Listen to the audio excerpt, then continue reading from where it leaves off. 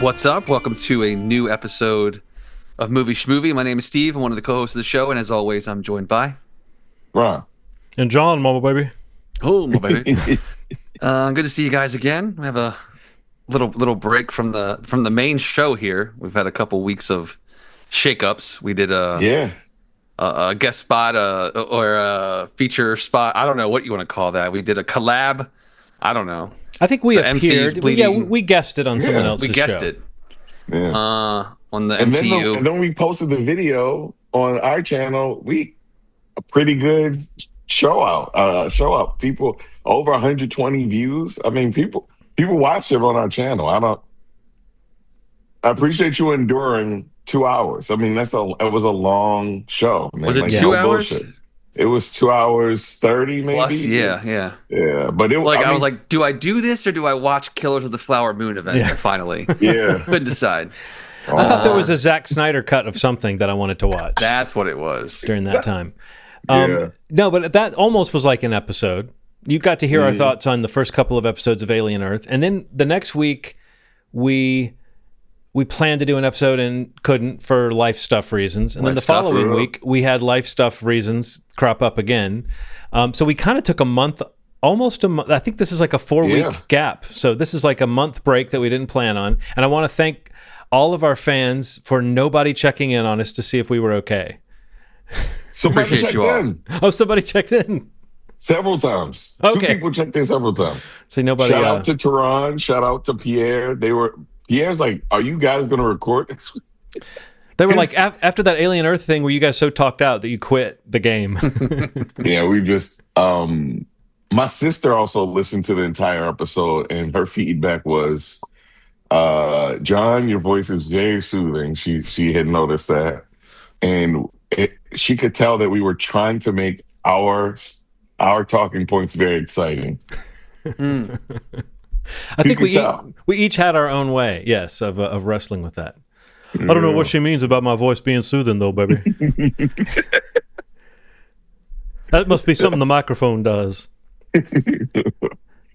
By the way, if anyone's watching the video and you wonder what happened to me, I should just tell you that John spoke too soon. He talked out of line. yeah, I finally had to put him in his place. My wife finally clocked me. No, My wife. my wife. But no, it's not an exciting story. I injured myself in a swimming pool all by myself. Yeah. I wasn't even roughhousing with anybody. I just came up a little too excitedly at the edge of the pool. I looked good though, coming up You out met of the a- water with the dripping You met a down. wall that didn't move. I kind of took Yeah. a turn that was like up, pull up, no, but I just scraped. But it was a thing where I didn't think it felt that bad, but everybody I saw after that was like saying, "What happened to you?" You're like, it looks bad. It looks bad, Yeah, John. it looks worse. It looks worse than it is. Pools, they low key can mess you up, man. Oh, yeah. Yeah. That rough bottom, the edges, be careful in a swimming pool, man. That's what happened. By the looks of it, I thought you got hurt because you got caught stealing. Ooh. Zing. Holy shit. People don't even know what just happened. Not me, baby. Not me. I wouldn't get caught stealing. I wouldn't start stealing without a plan, baby. So you saw. Give us a quick review of Caught Stealing. You saw it. Yeah, Darren Aronofsky. This, on the surface, looks like a Guy Ritchie movie with Darren Aronofsky sort of feel to it. So you know what that means. Mm-hmm. That means that it was an action-packed movie, but the deaths were really, really crazy. Like, and you felt them. Like in a Guy Ritchie movie, somebody could be like, this is Bradley. Bradley talks too much, and they don't show Bradley. Darren, they show his neck being shot. Oh, He's, yeah. talking and gargling, and just like, tell my kids that I love them so much that I fucking I'm gonna miss the retreat. And then that's how every death is. It's like there's this weight to all the deaths that Right. I wasn't expecting. And Austin Butler is incredible. Zoe Kravitz is incredible. The chemistry between them is really cool. And the goons that come up, man, they all feel like Guy Ritchie characters. Matt Smith's character, Russ, is really fun to watch. Liev Schreiber. I don't feel like I don't. Yeah. Liev Schreiber and Vincent D'Onofrio, the Jewish gentlemen that are whooping ass. Bad Bunny. I mean, this thing has Action Bronson. This thing has a lot of really fun characters in it. Oh, cool. You know, so I'll say this: Highest to Lowest used New York as a character, and I didn't like that character. I want to kick that character in the balls. This version of the city feels a little more like, I don't know. I liked it. It feels like, I don't know. It felt like a love letter to New York. They didn't feel like it was like two ribs missing trying to suck its own dick. I mean, I'm not trying to be like, I don't know. I don't like the way that Spike Lee does that stuff all the time. I mean, Highest to Lowest, I have some issues with, but I liked it. But this felt a little more subtle about New York being a character and how lived in it felt and the characters. At any point, does New York say, "Hey, it's me, New York"? Yeah. And then Regina King does this really interesting accent that I can't tell where. It doesn't feel like it's New York. It feels like a Boston person came to New York and is a cop there. She said she's been there all her life, but this accent clearly isn't New York. But she's really good in it. Everybody in it is spectacular. But yeah, New York definitely said, "Hey, stop stepping on me, Austin." And he said, "Hey, baby. Hey, baby. I gotta step on you to get to where I'm going." You know, so we'll shake it, baby. We'll shake. It really is very obvious when you hear him speaking for a long period of time that he's not going to lose that voice anytime soon. But overall, it's like when Madonna went to England for the summer and she came back forever changed. Yeah, forever changed. But it was a really good movie, man. It was fun. It was a little too long. It was like an hour 47. It could have been an hour 20, hour 30. The extra 17 minutes was like a chase that shouldn't have maybe happened the way that it happened, but it was fun. But I found myself looking at my watch around the like hour 20. It didn't feel like it was resolved. And that was because there was a whole 20 something minutes that needed to follow. But overall. So you keep talking about how fun it was. I mean, what's funny is that the trailer looked fun to me, and then the reviews I've seen have used words like grim and plotting. It is grim.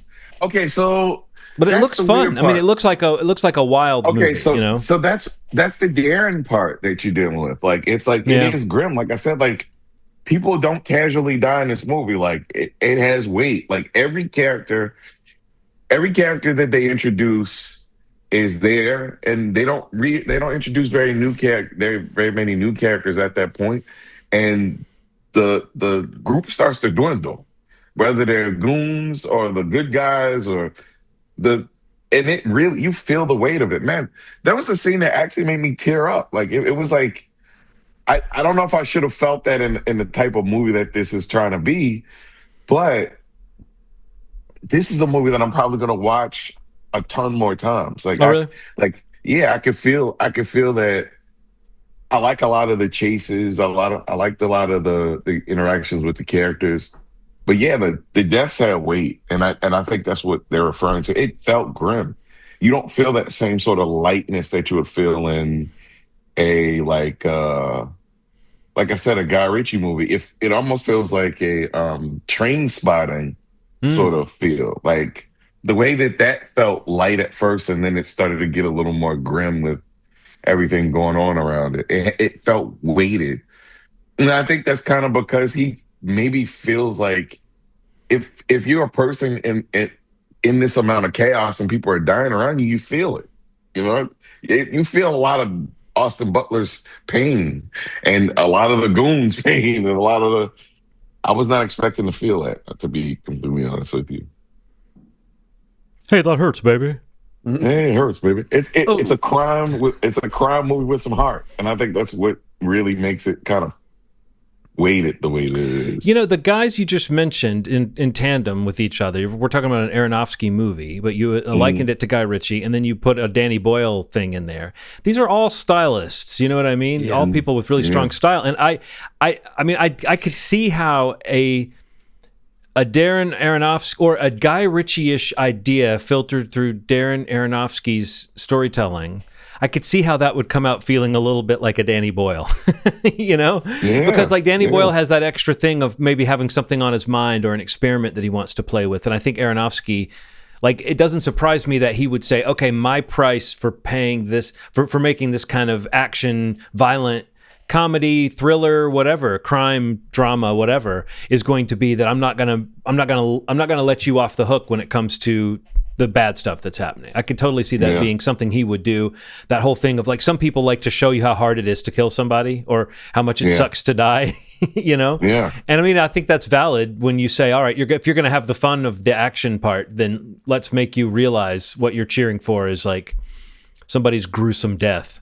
So I don't know. I'm interested still, but I did notice that the reviews were not very kind as it was kind of rolling out. But from the trailer, it looked really watchable to me. So it's for sure watchable. But I said, like you were saying, grim to say the very least. Okay, and if you're prepared for that, it still has some fun in all of it, believe it or not. But it's grim.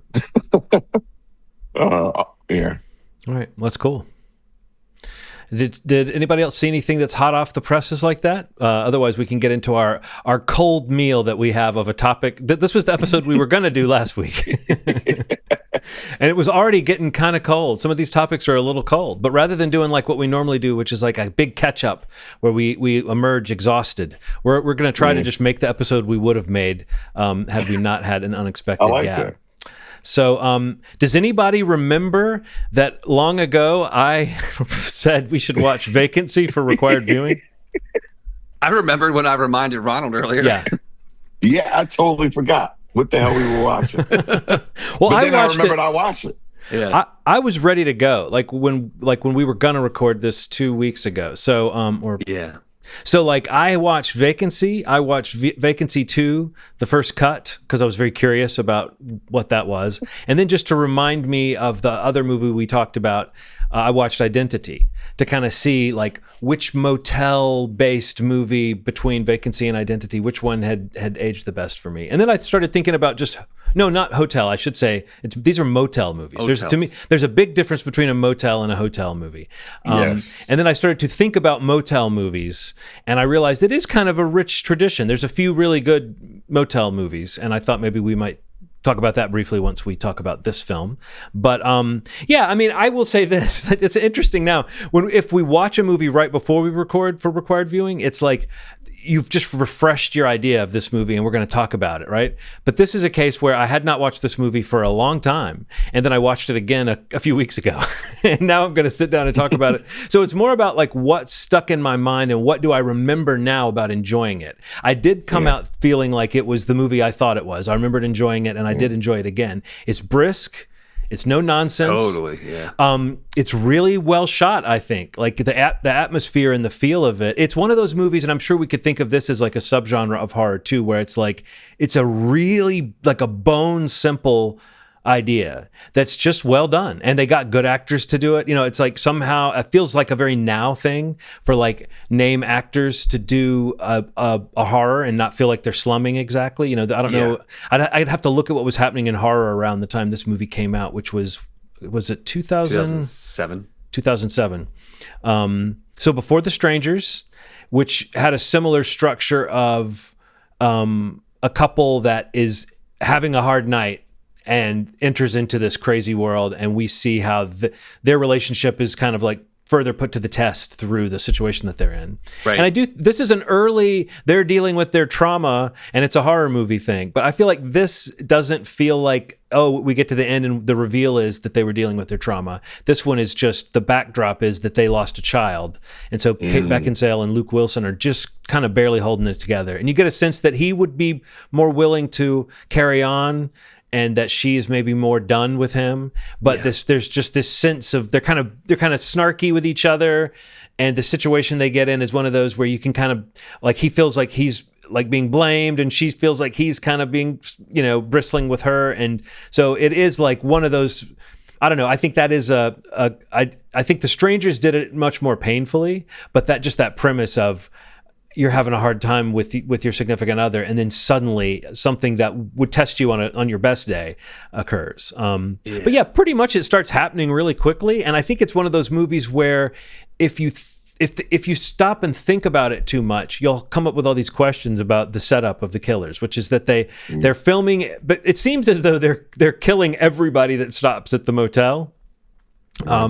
Which I don't know if you could do that. It seems like the disappearances and the disposing of the bodies in the cars, but I don't think the movie gives you too much time to think about that. I think it's almost more like a paranoid thriller sense of like, as the story spirals out and you see they're putting together the operation, like when the trucker stops and they realize he's not someone who can help. He's actually a guy who's picking up tapes of murders, and that they might be on a tape if they're not careful. I feel like all that feels like almost like nightmarish conspiracy, almost like the way a movie like Rosemary's Baby or something like that can make the characters feel like, oh no, we're in the middle of a situation where everybody we turn to is part of this. I feel like Texas Chainsaw had a little bit of that as well, where you think you've escaped from the house and you just have run into the arms of somebody else who's part of the operation. So I remembered liking the same things about it. I think I told you this, Ronald, that what I remembered liking was that pretty immediately they start acting like people who are in a fucked up situation, and that like they're trying to get out of it. And maybe they don't do everything super smart, but they're not sitting there, lying to themselves about this being, maybe we can just talk to the guy or whatever. And I do think, it's like 86 minutes or 90 minutes or something. It's so short that I don't think it gives you time to stop and think about the mechanics of the thing either. 85 minutes with credits, right? So that's like, that's insane. That's so brisk. Yeah, like 70 some. And I will say this, I think Frank Whaley is great. I think that he manages to bring such a quality of sleazy, like I was saying to Nikki, we were watching this, and I was like, I love it when they make the choice of a villain who, when the chips are down, he's like a Weasley little misogynist prick. Like there's nothing cool about this guy when it's time to really throw down. He's like, he's just the worst, and I feel like you can see Frank Whaley is having a great time playing a guy who's just oozing whatever the opposite of charm is. So Ronald, you hadn't seen this before, or you had seen it but had not remembered it, or what? I don't think I'd seen this before. I confused it for the other one. Yeah. Which I call "It's All in My Head" Hotel. Hey, I got in trouble for spoiling that last time. Yeah, you did.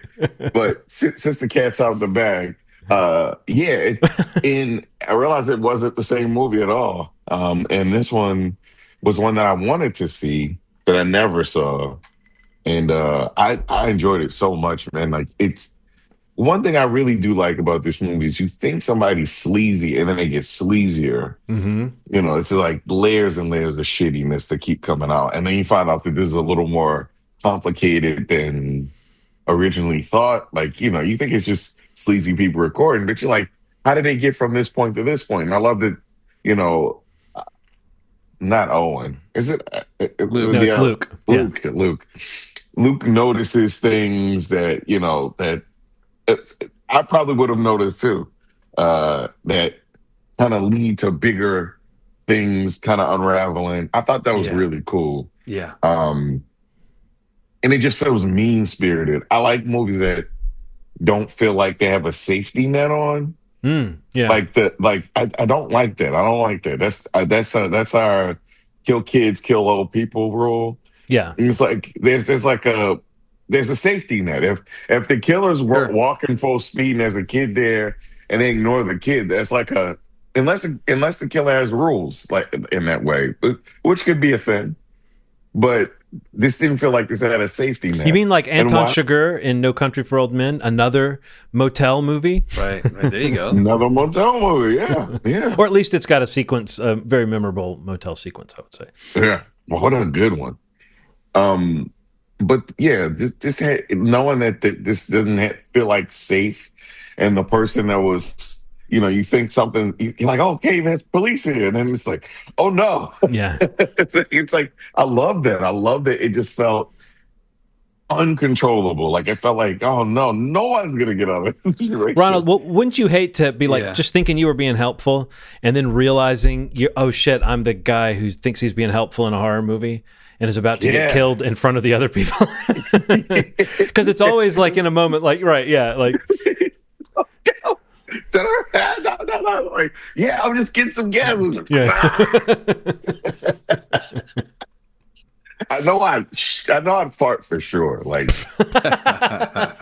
there's no way I wouldn't fart. I think we're just being spared a lot of that in a lot of death scenes in movies. Because my understanding is when you die, one of the things that happens is your bowels completely release. So I think we're just being spared that. Most movies are like choosing to give a little dignity to the world that the world If may you've not ever have. seen anybody get knocked out or have a seizure, you know that they pee and shit themselves. Like it's a given thing. It's like if you've seen somebody get knocked out before more than once, you've probably seen them piss themselves. And if you've seen somebody have a seizure, you've probably seen them piss or shit themselves. It just goes hand in hand. So I haven't, Ronald, but this weekend I'm going to. You're gonna make it happen. I'm gonna make it happen. It's just like hell or high water. I'm gonna see someone. Hell or high water.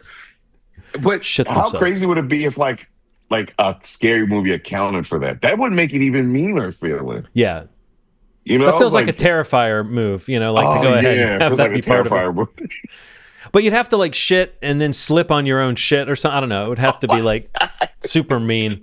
But no, you're right. These guys. I didn't mention Ethan Embry either, but like he's great in this as well. Like he gets to do he gets to be the guy who if you know these movies, he's not what he seems to be, but like he's part of the ruse.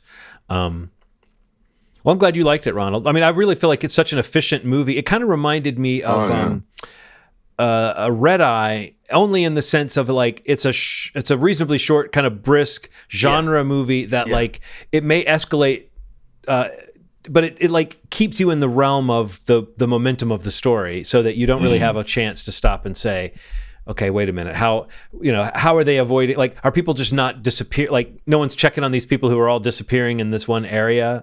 Right. But also, this is before maybe the era that we just accepted that everything was trackable and that people would know exactly where you disappeared or whatever. So maybe this is, maybe it gets plausible deniability from that. Well, Steve, I know you were much more familiar with this movie, right? But what was it like watching it again? Yeah, no, it's just like a good reminder of that. Yeah, I remember enjoying this movie quite a bit when this came out, and just feeling like everything you kind of hit on already. But I think another thing I would add would be, the relationship of the couple kind of being rocky and problems clearly in their relationship coming into this moment. I think it helps those characters. It helps the movie that they kind of like them working together to get through this. It's almost like kind of what brings them back together. Right. Like the fact that they can try to get through this together, this literal, physical, tangible thing that they can survive, then they can probably get through the other thing that they experienced, that they kind of come into the story with. But I don't know, like that piece of it really kind of, I was reminded how well that worked. I was reading about it. Apparently, like there was maybe some issues with the filming of this movie, like between them or production issues, and that I feel like don't show in the film. Like, I feel like they are great in the movie, and they're great together as a couple. I mean, I don't know. I was reading some articles about some reported like filming issues like between the two of them. I don't know what problems they had, but all to say that like the movie doesn't show that, and maybe it helped the movie. I don't know, but because like when they come into it, they kind of had that tension that maybe they were having while they filmed it, possibly. But yeah, I don't know. I just wanted to kind of push on that. Was that that time, Kate Beckinsale, Luke Wilson, like both kind of like maybe arguably at the heights of their careers that they both have, and at that point in their careers, they were both kind of doing a lot of pretty mainstream popular stuff. So for kind of like a little horror thriller like this that is just super, super fast, super breakneck pace, like it just gets going and doesn't stop until the end. I just love these kinds of movies. Like, again, it doesn't feel like some like redefining anything like masterful, But there are these films that just come about where you're like, that is just a tight 80 minutes of a good horror thriller with good performances, creepy scenes, like even like the videos that they're watching, like on the TV of what has already happened there. Even like when you first meet Frank Whaley's character and like you hear the screaming in the office and he's like, oh, I'm just watching a video. And it's like, oh, it's like little things like that. You're just like, oh, this is going to be good. This is going to be fun. And even having seen it before, it's like he's got that sleaze, that slime to him that like kind of just not too on the nose, but enough there that you're just like, that's a bad dude. Yeah. And you're just like, they're going to have to deal with this house. They're going to have to deal with this somehow. But yeah, you said it also at the top, John. Like it's really well shot too. Like it looks really good. Like to be in like a one location, kind of the production, like having like the tunnels and everything, like that all looked really, really good. Yeah, it's really good production design, and it's at that era where maybe they were doing that kind of grimy look for a lot of horror, but it fits. And it's like it is a little bit of like rock video. It is, because the Nimrod. Oh yeah, he's all over that. Yeah, but like it's in a way that it lends into it. It's almost like they and I feel like again, not to keep comparing it to The Strangers, but The Strangers had a similar thing of like the decor. It was like meant to make you feel a certain kind of reality that felt very right, like this decor of stuff that was old at that time, like places you went that had like someone's house out in the country might have that decor, like in The Strangers, or an old, if you stop in a motel and you go in the office and it looks like it hasn't been updated in 30 or 40 years or whatever. That's part of the storytelling. And I feel like leaning into that gave this movie a real specific feel that doesn't feel like what you might say, oh, a video director would throw in a bunch of totally kind of like meaningless texture or texture that's just there for appearances or to be gritty. It's actually part of the scene. And I would contrast it with in Vacancy 2, the first cut. It doesn't have that atmosphere, but they try to recreate some of the sort of like the wood paneling and the kind of feel of things. And it's just not as well shot, and it feels very cheap and like they're out like in these rustic cabins rather than in like motel rooms, and so it's a weird thing. And I would also say about the sequel, the thing that's very strange is it does that thing that I was just saying of like it tries to get into the mechanics of how they do what they do, and it becomes more implausible because it's like making you think about it too much. It's making you think about what it is at the beginning. The characters have different names, all different actors. Like if they could have gotten Frank Whaley and Ethan Embry to come back, it would have gone a long way towards making it pretty watchable, but none of the people are back. And so it's kind of like, oh, is it the same characters or not? But it ends with a way that suggests maybe they start over in the location of Vacancy and, with new names. But in this story, they film people having sex and sell those on the black market. And then one night a guy brings a woman in and kills her, and they catch it on camera, and they catch the guy, and then while they're like deciding what to do with them, he makes a plan with them that you think you could sell these, these sex videos, you could sell these snuff videos for more, and they make a plan with the guy. So it's basically the same setup, 3 guys, but none of them are the same or really look the same, but you can kind of feel they're grafting the archetypes of the characters from the first movie onto these guys. So anyway, it really was not anywhere near as good as the first one, but it is written by Mark L. Smith, who wrote the first one. So I wonder if this was like if this was ever going to be a movie that was more of a direct sequel in the sense of having any of the actors come back, because that it feels like maybe with better production value and with better acting, it wouldn't have been so slapdash, but it really felt like the ultimate like direct to DVD kind of movie. I've never seen the sequel. Never sought it out. Yeah, I didn't. I kind of watched it like, well, I got to know. And I did my research. I had to complete it. I got you. Cool. All right. Well, who's next, Ronald? That's Vacancy. Yeah, Ronald. Where are you taking us? What roadside attraction are you going to have us pull over and watch in the middle of the night?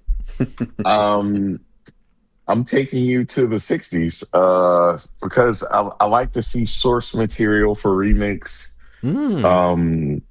Akira Kurosawa's High and Low.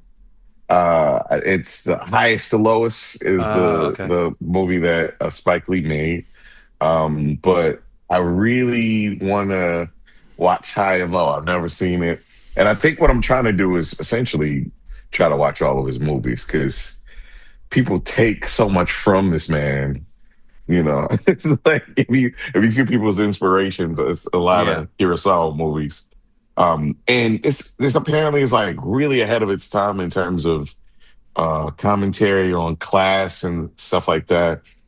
And apparently, the dynamic with class that is very heavy in this movie is absent in the newer version. So I Oh. want to check this out and So we need see. to track at some point which directors have gotten 2 or more times in the required viewing slot, because we watched The Hidden Fortress for required Yes. viewing a while back. So I wonder, now that makes me wonder, how many times have we gone back to a director? I think Francis Ford Coppola, because we did The Godfather and we did The Conversation. But I'd be interested to know. We'll have to Gotcha. know. But yeah, this is from 1963. I'm kind of like you, Ronald. I was not familiar with this source material when people started talking about Highest to Lowest man. as a remake, and I felt sort of ignorant because they were mentioning it in that way of like not explaining what they meant, Yeah, as like, yeah. oh, I should know. Apparently, High and Low is a movie I should just know. Yeah, So yeah. no, great pick. It is playing on. It looks like HBO Max. If you have that, that's about all I see it on.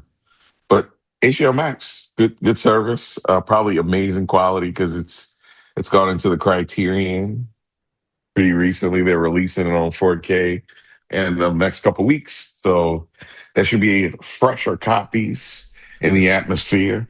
But yeah, HBO Max. Cool.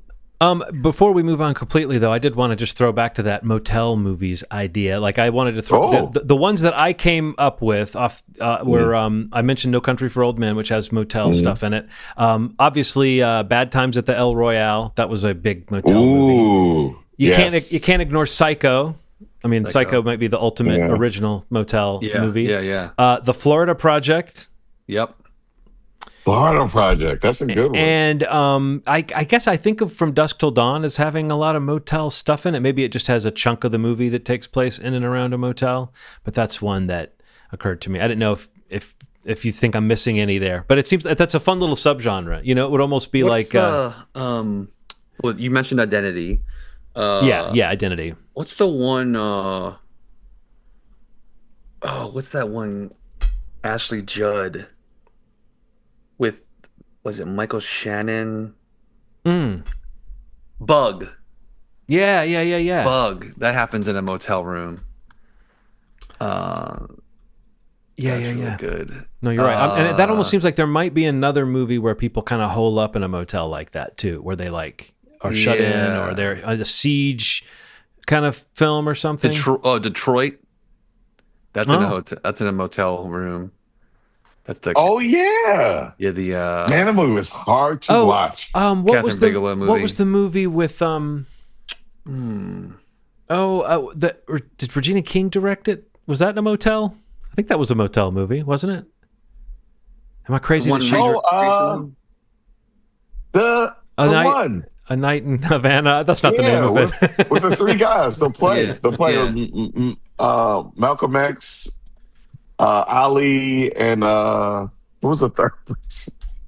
A singer, Sam Cooke. I think it was Sam Cooke. One Night in Miami. Yeah, I like that, man. That was a good. That was a motel, right? I mean, that was. It was. The whole thing was in a motel. Yeah. So I thought I was way off with A Night in Havana, but One Night in Miami, I wasn't that far off. Not too far. Yeah. Cool, man. There's a lot more than I thought. Has to be more too. But that's pretty damn cool.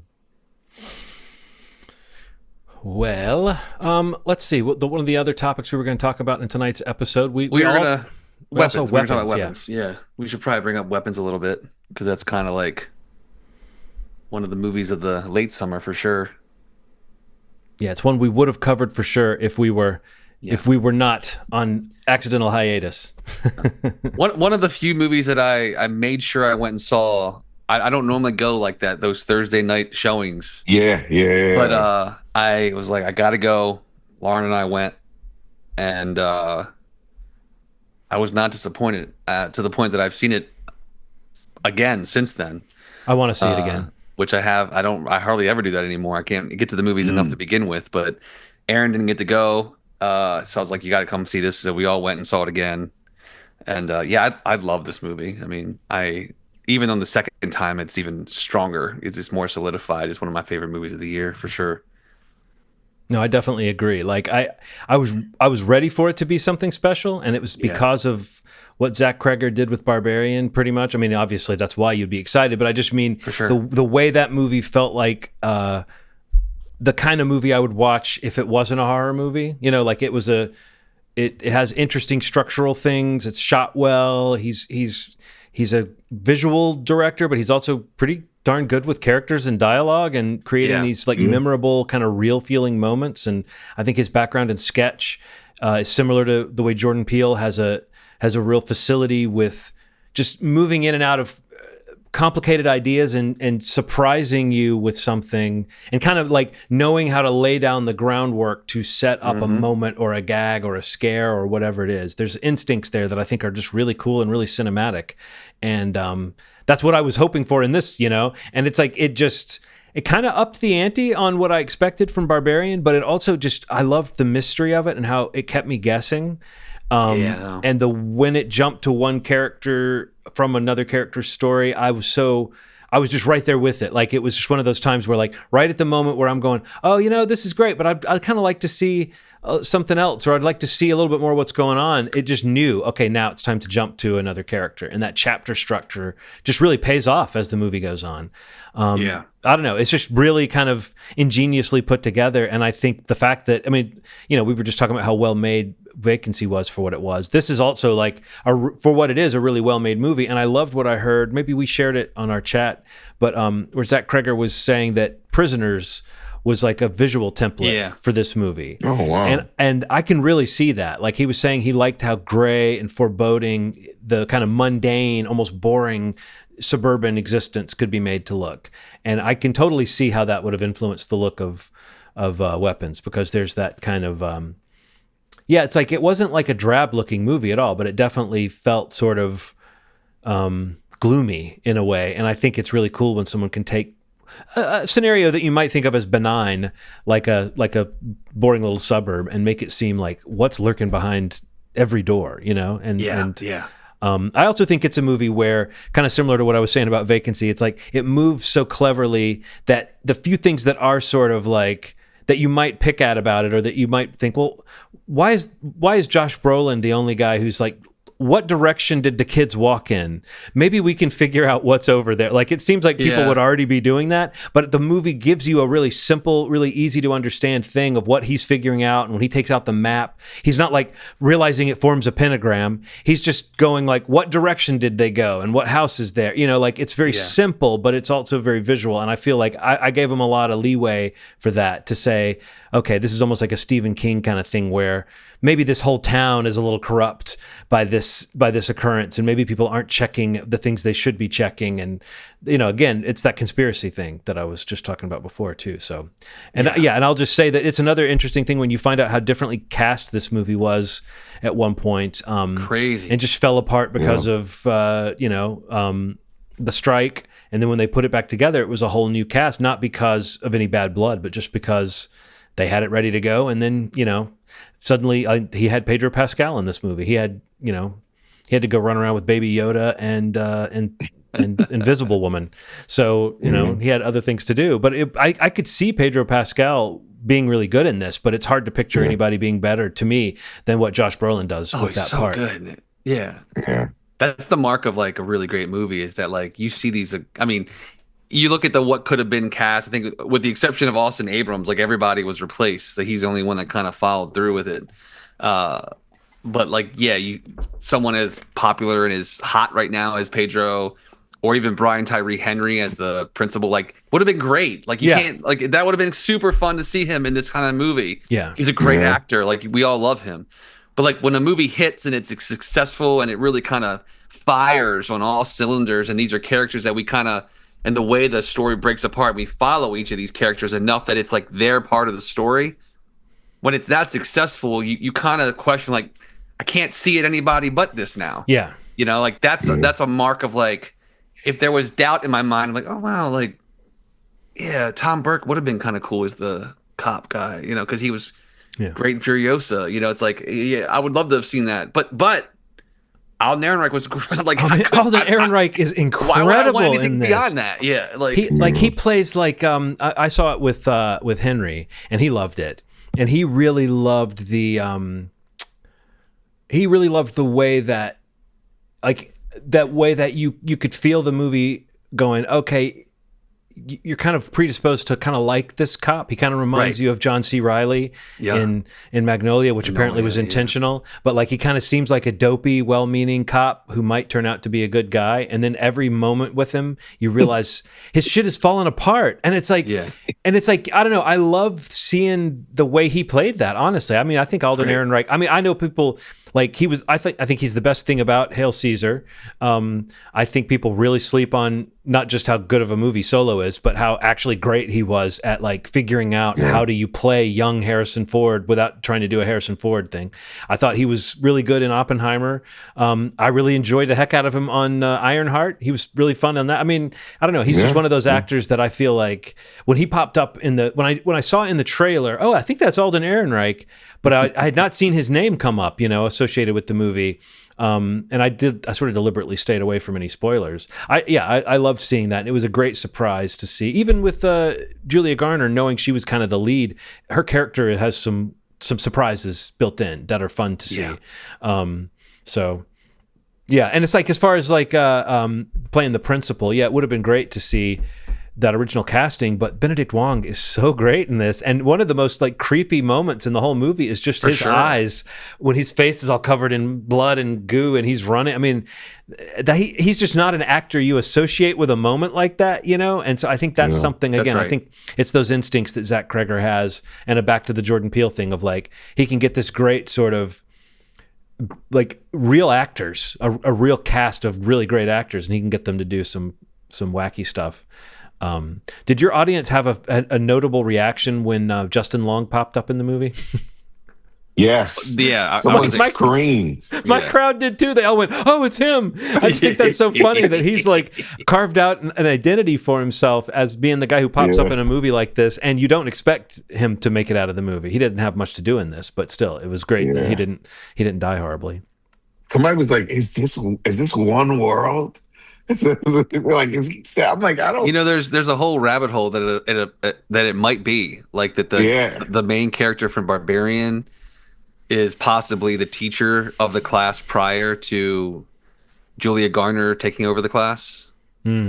Holy shit! I'll send you. There's a bit of a rabbit hole for that story, because there's a call that she gets at one point in Barbarian, and it's like it's meant to be. I think it is probably like her boyfriend or ex-boyfriend. Right. But there's a question that it's the principal calling her to come back for her job because Garner's been put on leave and things. Some fun things that probably aren't true, but it's kind of like that's not too bad.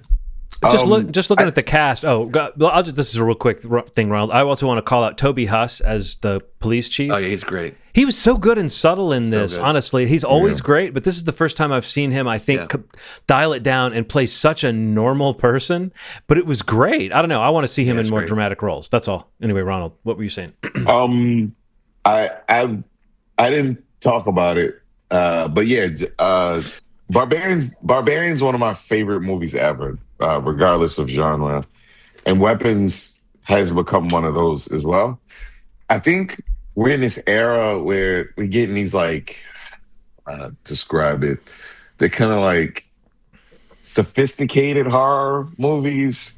The ones that are a little more complicated than just slasher movies. I think that people want to see. Are these the elevated horror tags? Elevated. Is that what Yes. you're saying? No, you have to call. I Yes, think Ronald's trying to come up with a different word. He's calling them Yeah. sophisticated. I like that better. Sophisticated horror. Okay. Yeah, Okay. yeah, man. Because like, It's fancy. I, yeah. In fact, I think it was a harder sell before if I had like a chunk. I mean, even when you guys got me to watch more horror films, even when we started, um, It Follows was like a one that I could give to people that felt like Sure. you want to see something that's a little different. Here's one. Yeah. Now Yeah. there's 80 It Follows in terms of just like people throwing things at the wall, trying different techniques and Sure. you know, but let me also say this before I get into what I'm about to say. There have always been horror films that existed like this. Right, right. It's just there are many more that are being pushed to the forefront. And I think that I love the fact so I have a friend, uh Sean. I go see a lot of movies with him.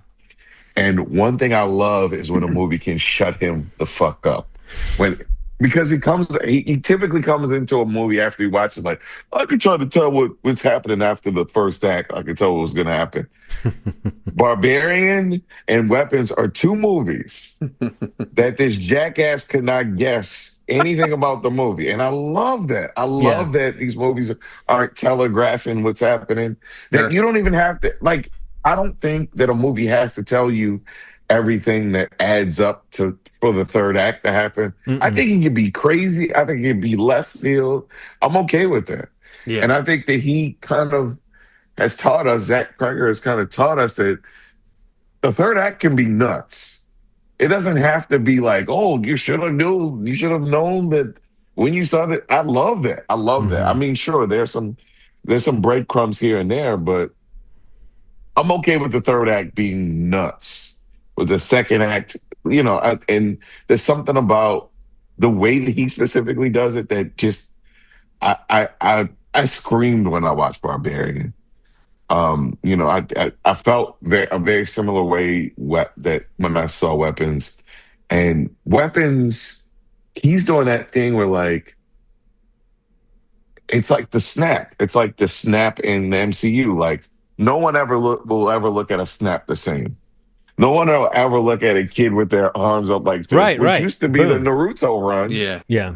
Kind of, it's a little more tilted. But any kid with their arms up, it's different now. It's like or just breaking out like a twig, like little like there's so many symbolic things, like even the bell, like there's all these like little symbol like this iconography that are I'm a big like poster person, so I've been watching like a bunch of custom posters on Twitter. Like I follow a lot of artists that like post them, and like there's so many things that they've worked into like the custom art for this film, whether it's the run or the time or the stick, the plant, the bell. Like there's all these like the bowl of water, the two people sitting on a couch. I've seen like that.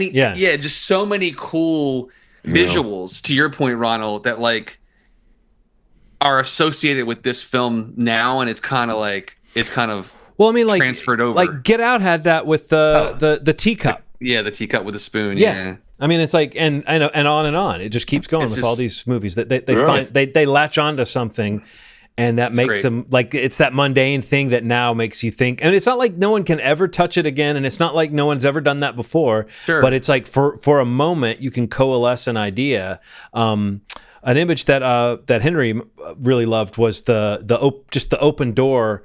It's nighttime and the door to the house opens slowly, and all you see inside is blackness for a while. Yeah. Like it wasn't like you open the door and somebody rushes out. It was like you open the door and for a second you're like, wait, what's going on there? And then someone kind of comes out. But it's like just that image of like you're in a suburban neighborhood at night, and it's suddenly in one of the houses the door just opens. I mean, that's just if you're there to see that, then you're like, oh shit. Creepy stuff, man. But the scene where she falls asleep in the car and we see the woman come and get the hair. I mean, yes. Do you think she's just gonna kill her? Yeah, at that part? That just plays so well with an audience, man. Like both times we saw it, and honestly, it was great because like we went the Sunday after it came out and the night it came out, and both theaters were basically sold out, which was amazing. That's great. Like it was amazing, dude. Like a horror movie sold out, a crowd that was like not a bunch of assholes talking on their phone. Like they were engaged with this entertaining horror thriller. And that scene especially, like the whole theater just squirming in their seats, like moving, like little comments like, oh shit. Like you could hear some people saying a little, right. not disrespectfully, but just naturally responding. And no, that's respectful in a horror movie, in my opinion. Yes, if you get a little bit of an oh shit from the crowd, you have those moments where it's like, it escalates and then it subsides, and then you see the arm come in the passenger seat with the scissors, and you're like, it escalates, and then it just subsides. It's just like it's so metered, and like that scene is just so good with an audience. It just keeps you on that edge, man. It's just like that's like a drug, man. It's like. Yeah. Seeing a movie in a crowd like that, when those kinds of things work as well, whether it's a comedy or a horror or even big moments in superhero films that we've all experienced, some together, it's just like that's the movie going, man. Like that's the cinema experience. You can get as fancy as you want. That's just like the magic of the movies. And this is one of the, twice in less than 2 weeks, like seeing it with 2 sold out crowds. It was like. It's so hard to replicate that with the amount of people. Like when a movie catches on, like Weapons has, and is a breakout monster horror hit. It's like to be able to do that with a theater. It's just it's part of the benefit of like experiencing a movie like that. It's just like it makes the movie so much better. Not that I wouldn't love to watch this movie in my basement in the dark with my surround sound, because I can't wait to be able to own this film. But like it's something different, man. That communal thing, and like being able to do that with this movie was really awesome. It was great. And there's more than like John mentioned the scene with Benedict Wong running up to the gas station. Like there's so many scenes in this film that are like that. That there's probably half a dozen of them that you could ask. You could pick. Some funny. Like there's some great joke lines the moment in the house when Josh Brolin has to keep throwing the kid off of him and throwing him across the room, or when he wakes up from the nightmare. What the fuck? Like that line delivery is so good. Austin Abrams just like across the whole film is great. Like it's such a crazy. Such a like you just kind of feel for this fuck up, and he just keeps screwing up, and it's just like damn. Yeah, all of his scenes with Alden Ehrenreich are great too. There's just the tension and the comedy is there, and I think everybody seems to get it. I think that's the key with a production like this, and maybe that's what Zach Cregger has earned at this point. Is that people come on board and they're like, okay, I get, like it's like coming into a Coen Brothers movie or any movie where the director has an identity, where it's just like, okay, we're gonna play. We kind of know we're gonna trust this material and we're gonna play it. Kind of. I'd love to see his scripts. I don't know. I'm sure there's probably one out there for Barbarian, but I would like to read. There is. I would like to read the script for Weapons and just see how it handles, because I bet all that structure is right there, on the page. Anyway, yes, I'm glad we all liked it. I kind of knew we would though, because it's kind of I don't know. Like when I saw it, I was like, this isn't just the kind of good where I'm like, I think this is good and I can fight for it. This is like, no, this feels like a movie that people are gonna. This is a convincer, And not to say that everyone has to like it. It's just that I think, especially for people who, kind of what you were getting at, Ronald, people who like horror are going to see this as like a special kind of horror film, and people that may not always like horror are going to see this as a special kind of horror film. It's not like Sinners, but in that way, it's like Sinners. It's like it's got something that pushes it beyond the genre setting. And I did hear someone say they thought Sinners was a better movie, but that Weapons was a better horror movie. And I had to really think about that. And I was like, okay, I kind of agree with that. Even though I love Weapons just as a movie, I would agree that a lot of the strengths of Sinners are not necessarily that it's like scary, whereas Weapons actually hits that scary thing. But however, I think people overemphasize how scary something has to be considered a horror movie. Do you ever notice that? People will say, oh, that movie's not a horror movie. It didn't scare me once. And it's like, that doesn't mean it's not a horror movie. You could have a horror movie that doesn't work on you at all, but it's still, if it's a slasher film or whatever, it's still technically a horror film. And I think Sinners is in some ways a little bit less of a horror film, because it does have that like half or 2/3 of the movie that everybody finds so captivating that doesn't have anything to do with the horror element. With anything. Yeah. One thing I will say that they have in common: 2 new classics, man. These are movies I'm going to be watching for the rest of my life. Like they're going to be in my collection. I'm going to have physical copies of both of these things, man. Well, I do have physical copies of Sinners. Gonna pre-order Weapons pretty soon. I'm really excited about it. So did you guys hear the fact that in this film we have Wong, we have Thanos, we have Silver Surfer, and we have Alden Ehrenreich's character, the son of Obadiah Stane, which that's a spoiler, by the way, folks. He's the son of the villain from Iron Man. So yeah, that's 4 Marvel characters in one movie. I wonder if Zach Kreger at any point, planned it. Like, did he? Is this part of the multiverse? I don't know. He said there's a prequel idea. I will say that the one thing we haven't mentioned or spoiled in this conversation, which I think I'm proud of us for doing, is like the villain of this story. We won't say anything about it, but I will say that like the marketing and the way this movie's being talked about, they didn't give it long before they started blowing that part of the movie up. So I feel like there's an element of the movie that was largely hidden from the marketing before I saw it that now is just all over the press for it. So there's a certain actor we haven't mentioned that is crucial. But that was a great reveal to me because that just the image of that character was scary the first few times you see it, So good. Yeah, for sure. All right. Well, we're going to close it out with Peacemaker. I've seen the first 5. The world out there will have seen the first 2 at this point. Ronald, have you seen both? You've seen the first 2 Peacemakers? I've seen the first 5. Oh, you've seen the first 5? No, because of me. It's Steve. What you've seen? Why is this? I think I've seen the first 5. Yeah. It's like, why are you talking about the first 5? And I started watching. I was like, oh. Well, but we're really not gonna spoil too much, I don't think, anyway. But we're only going to talk about what has occurred up through the first couple of episodes. But I will just say this: when my family, my wife and my son and I sat down to which yes, there's my wife. I'm bragging about being married throughout this podcast. Why don't you slow down, John? I know that it's a shocking thing to watch a show like this beside your son because there's some stuff in this show that is interesting to watch. But he can handle it. He's 17. Going on 18.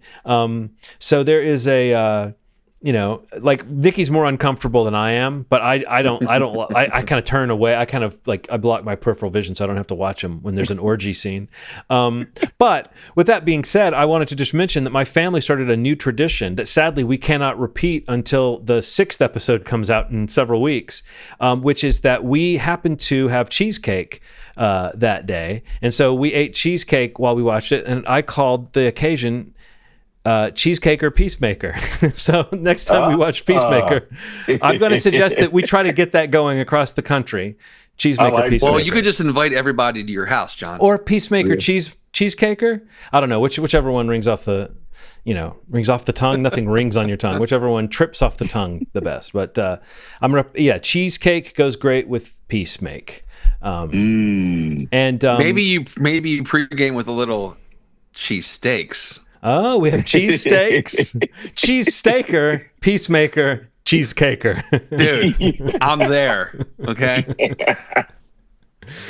That sounds incredible. I like it. It also sounds like a trip to the bathroom at some point. Yeah. Or an ER or an urgent care. But it's eating a bunch of cheesesteaks and then a bunch of cheesecake sounds like something the characters on this show would do. Oh yeah. Yeah. I'm pretty sure that's probably what they do for parties, right? I think that's probably Vigilante's diet. But I mean, obviously, we're giggling. The show makes me a little giggly and giddy. Yeah, I think that the first season was extremely special and really well done. Like James Gunn knows how to make a television show. Yeah. He said that during lockdown, he kind of watched a lot of television and kind of studied it and came away with a real appreciation for the structure of it. And a lot of people that do these kind of prestige, either superhero or Star Wars or whatever shows, they don't give you a feeling that they know episode to episode what to do with the story. But I mean, I don't want to just be always a guy who's like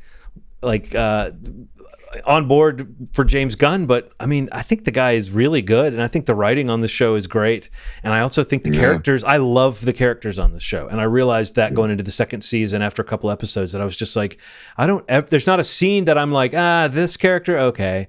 I like the way they bounce off of each other. I feel like the cast seems to have fun around each other. Maybe one day we'll hear horror stories, but it just seems like a show that has a really cool energy, and I think the second season, it just does some smart second season things. I mean, it sets us up with a new storyline that's really incredibly engrossing and very dramatic for Chris Smith, for John Cena's character. And he continues to be like the perfect foil for James Gunn's material in a way. It reminds me of the way Sam Raimi uses Bruce Campbell. It's like, oh, I found this macho piece of shit who doesn't mind being the butt of the joke.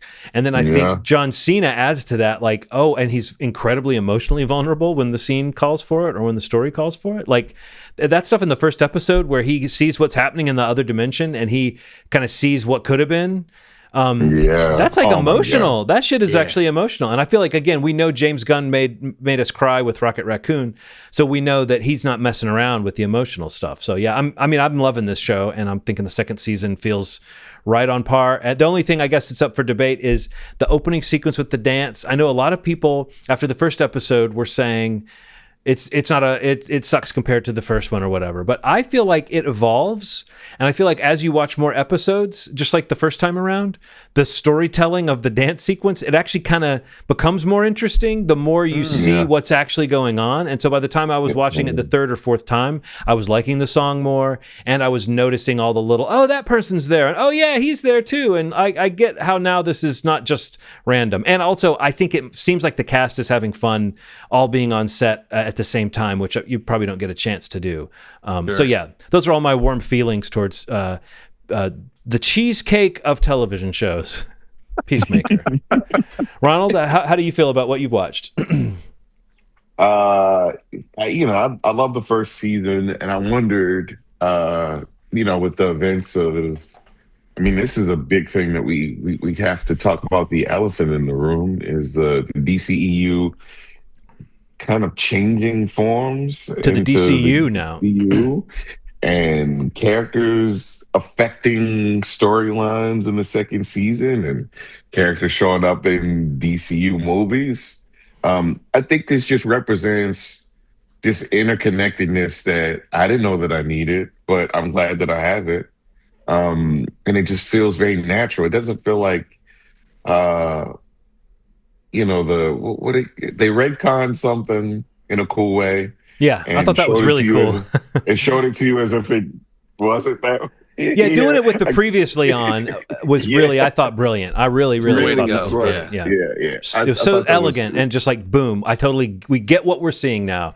Everything that happened in the first season happened, but anything that had to be different, we can assume was different, and now we're on. And I feel like people got hung up on that though, Ron. I don't know if you saw, people were like, this is erasure. I saw someone that said this is cultural erasure, that accused Gunn of colonialism.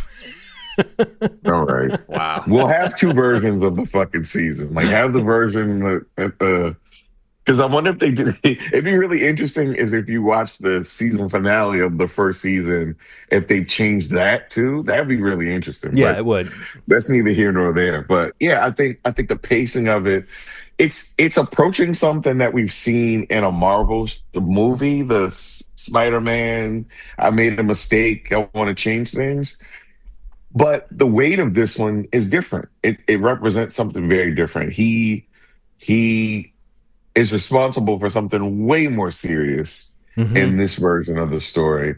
And it changes the context of his feelings about it. And you're talking about what happens at the end of the first episode? Yeah. That's so, but also it's kind of hilarious. Do you know what I mean? It's like, it's really crazy, but it's also kind of funny. I don't know. That was such a great James Gunn kind of story move of like, oh shit, he can do that. But then when it happens, you instantly go, oh man, now I can see this. I can see this story forming in front of us. Yeah. It's he makes some real interesting choices. It's like if something really traumatic happened in your life, what would you do if you had the opportunity to maybe live a different version of it? And would you leave your old life behind? I mean, that, they kind of give that away in the trailer, and it just feels like something that I think the way it's presented would compel anybody to kind of think about it, because it's done with a weight to it that only James Gunn can do. Because I feel like James is really good at creating this weight behind. I don't know if I felt as much in a superhero movie as I did in this movie. Like in anything that he's done, in the Guardians movies and Peacemaker and even Suicide Squad. They were, the fact that they hated each other, and then when they kind of reunited at a part in Suicide Squad, it's like this happiness that they have. Yeah. It's like, damn, like, it's that when you haven't seen your friends in a while, that like feeling, and he knows how to capture that, and he keeps doing it over and over again in different ways. Yeah. This family dynamic that you create, the new version of a family you create, the old version of a family that you have, and kind of piecing a version of that life together is a really interesting thing that is going to be a thing that we all go through that's very relatable, on top of it being superheroes. And I think that it's almost like the genre forgot about the humanity of it all.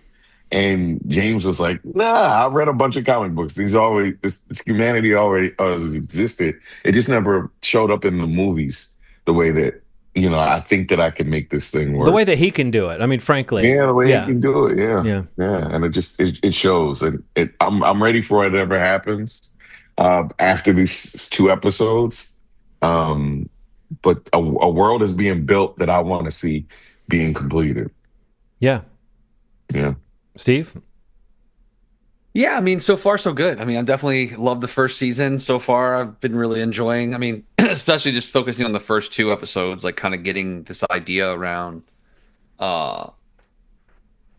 this alternate portal universe, version of himself, version of his life, version of the people he knows, the family that he has had and had. And how life would be different. When you get to that point, you realize, okay, like that's where the season is going to go.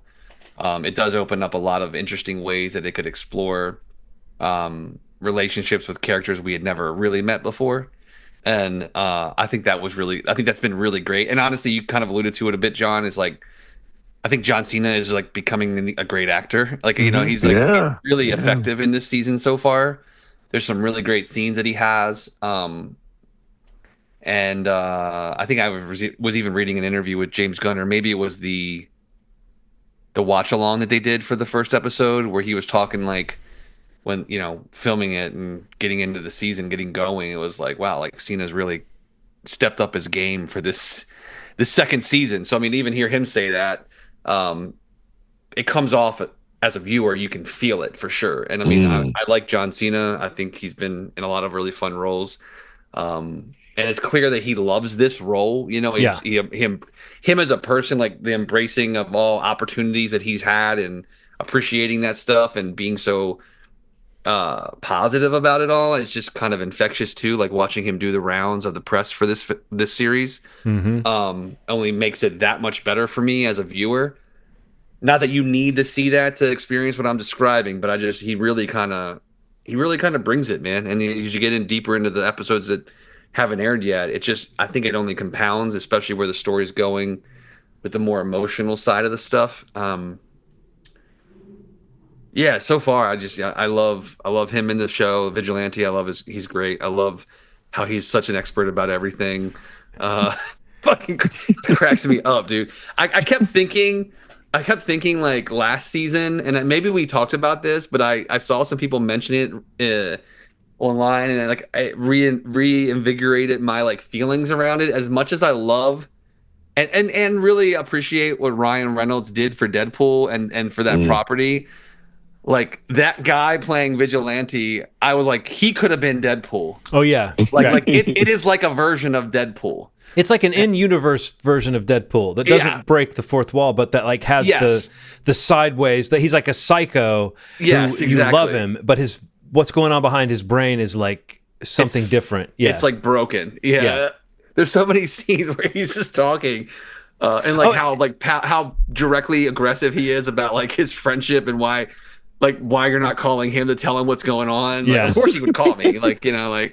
I was like, he's like Deadpool, but staying within the show. Yeah. But mentioning him in particular, like, and you were kind of touching back on something else you said, Steve, about the group. Like, one of my favorite, like, this is such a James Gunn choice.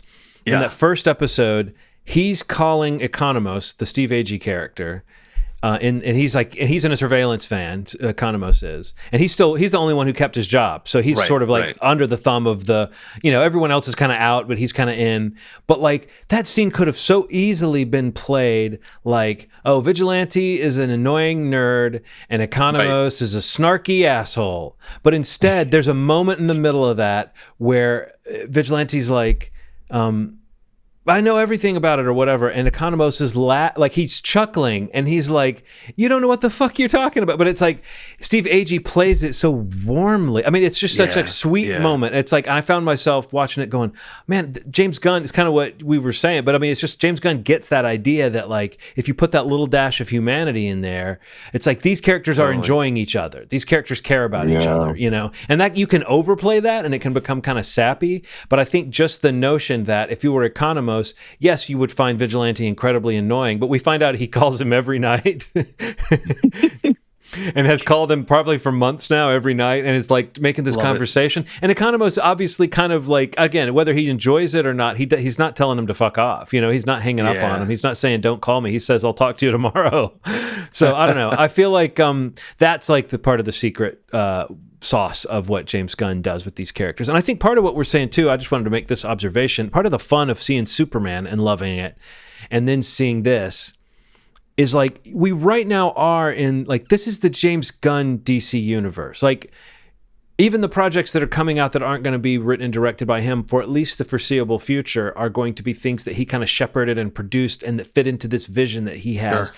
And it just feels so confident and so well done to go from Superman and into this. It's like I feel so good about what he's setting up as a universe, Totally. I think that is like, I mean, he probably made the best Marvel movies in my opinion. So there's a little thing that he has yet to make a superhero film, except for Super, which I admire but don't necessarily enjoy. But he has yet to make a superhero film that doesn't kind of hit all those marks. His Suicide Squad movie is also really, really fun and really, like you said, emotional in its way. So I don't know. I just think at this point, yes, maybe this is what James Gunn does, but we can't act like it's not a good trick. I mean, the guy, he's kind of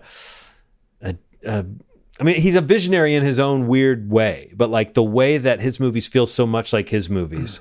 And I don't know if anybody else that quite writes dialogue like that, where it's like, maybe it goes back to the same well in terms of like the structure of a joke, but there's some really fun humor in there. And every now and then two characters will be bantering and you'll just feel like, oh, that's just something that was on James Gunn's mind that day, probably that he thought was kind of funny, but he managed to put it in the mouth of the character, So the cast is just full of kind of ringers when it comes to delivering his lines. So we haven't really talked about Tim Meadows much, or actually maybe in the pre-show I mentioned him. But I think Tim Meadows is a great addition to the vibe as well. Man. Yeah. His bird blindness cracks me up every fucking time, man. That one part when he's like cracking on him for it and he says, what, are you trying to make a joke out of my bird blindness because it's funny? Yes, it is. It's hilarious. But it's also hurtful. I was dying. Like how serious he's about it. Like it's great. It's great. His nicknames for everybody. Oh, I know. Oh my God. And what was it he said about Pokemon that was just such a non sequitur when he was talking about? Oh, I don't remember. Oh, he said. It says something like, I bet he gets all the Pokemon or something like that. But he also said it with this way like he's testing Economos while he's saying it. Like he's looking at him like, are you going to put up with what I'm saying? I don't know. It's a funny comedy character. I hope he sticks around. I thought he was gone. There was a point in episode 2 where I really thought, oh shit, that was like the film language of when the camera swoops down on him is, but then when he pops up and he's okay, you go, all right.